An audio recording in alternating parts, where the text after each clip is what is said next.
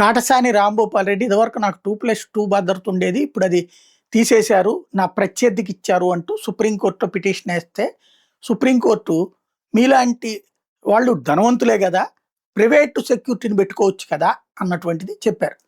ఇది చాలా సంచలనాత్మకంగా హెడ్లైన్ పెట్టారు. బానే ఉంది. ప్రైవేట్ సెక్యూరిటీ పెట్టుకుంటారు. ఫర్ ఎగ్జాంపుల్ కాటసాని ఉంటారు. ప్రైవేట్ మనుషులు వాళ్ళకి ఎందుకు ఉండరు?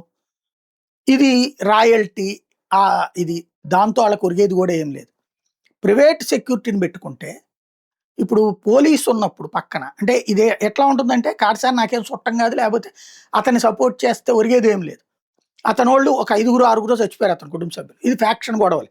వీళ్ళు అవతల వాళ్ళని వేయించి ఉంటారు, అవతల వాళ్ళు వీళ్ళని వేయిస్తారు. అది జరిగేటటువంటిది. ఇక్కడ అసలు పాయింట్ ఏంటంటే పోలీస్ సెక్యూరిటీ ఒకళ్ళ నుంచిన పోనీ 2+2 కాబట్టి 1+1 నుంచిన ఒక సెక్యూరిటీ ఉంటుంది. అంటే ఒక దాన్ని ఏమంటామంటే జవాబుదారీతనం ఉంటుంది. అది లేకుండా ఉట్టి ప్రైవేట్ వాళ్ళని పెట్టుకుంటే అవతల నేసి తీసుకెళ్ళేదని చేస్తే ఎవరికి జవాబుదారీ? వీళ్ళని వేసేవాళ్ళు ఉండొచ్చును, వీళ్ళు వేసేదైనా ఉండొచ్చు. వీళ్ళని వేసేయడానికి ఎవడో వస్తాడు, వీళ్ళు ఎప్పుడేస్తారని.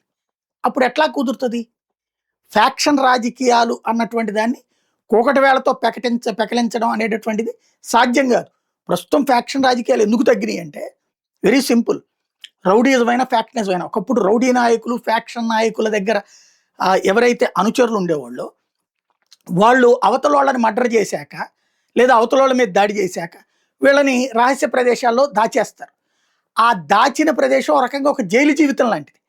నెలల తరబడి అక్కడ వీళ్ళు ఓన్లీ తిండి, ఆ మందు, ఆ పేకాడుకోవటానికి 4 మనుషులు కూర్చుని అట్ట బతకడం. అసలు ఒక్కోసారి 4 మనుషులు కూడా ఉండరు. అలాంటి ఒక జైలు జీవితం గడిపేవాళ్ళు. ఒక 4-5 నెలల తర్వాతన ఆ వివాదం సొద్దుమణిగాక వీళ్ళని తీసుకెళ్ళి కోర్టులో ఎలాంటి గొడవ లేకుండా డైరెక్ట్గా ప్రొడ్యూస్ చేస్తే అప్పుడు పోలీస్ కస్టడీ ఉండదు. డైరెక్ట్గా కోర్టులో లొంగిపోవడం వల్ల నేరుగా జైలుకి వెళ్తాడు. ఆ తర్వాత ఒక 3-4 నెలలకో 5 నెలలకో బెయిల్ మీద వస్తారు. ఈ 8-10 నెలల వీళ్ళ ఇంటి ఖర్చులు అంత బియ్యం పంపిస్తే సరిపోతుంది, అంత పప్పులు పంపిస్తే సరిపోతుంది. ఆ పిల్లల చదువులు అవన్నీ గవర్నమెంట్ చదువులు బతుకులే ఆ రోజుల్లో. అప్పుడు అలా ఉండే జీవితాలు. తర్వాత కాలం మారిపోయింది. ఇప్పుడు కార్పొరేట్ విద్యలు, ప్రైవేట్ విద్యలకు వచ్చి తమ బిడ్డలను చదివించుకోవాలనుకుంటున్నటువంటి అదే అనుచరుల కోరికలు ప్లస్ ఇవాళ కనీసం టీవీల ఇలాంటి బోల్డ్ అని వచ్చేసిన విందులు వినోదాలు ఇవన్నిటి రకంగా ఎంజాయ్ చేయడం అలవాటు పడ్డారు. అప్పట్లో ఏంటి టీవీలు గీవీలు ఏమేమి ఉండేది కాదు, కాలక్షేపమే ఉండేది కాదు. కాబట్టి జైల్లోకి వెళ్ళిన వాళ్ళకి ఒకటే, ఆ గదిలో ఉన్న ఒకటే. ఇప్పుడు వచ్చేటప్పటికి చేతిలో సెల్ ఫోన్లోనే ఓటీటీ ప్లాట్ఫారాలతో 100ల కొద్ది సినిమాలు చూస్తున్న రోజుల్లో జైల్లో కూర్చుని అలా నిరాశగా బ్రతకేటటువంటి పరిస్థితి కాదు వీళ్ళు. కాబట్టి ఇప్పుడున్న యువతరం అట్లాంటి దానికి ఇంట్రెస్ట్ చూపెట్టాలి. అంతకుముందు యువతరం ఏంటి అంటే ఆ నాయకుడు అనుచరుడు అని చెప్పుకోవడం గర్వంగా ఫీల్ అయ్యేటటువంటి. కాబట్టి దానంతటా అది కంట్రోల్ అయింది ఫ్యాక్షనిజం అనేటటువంటి. కానీ ఈ పాత కక్ష లాంటి వాటిని కంట్రోల్ చేయాలంటే కష్టం.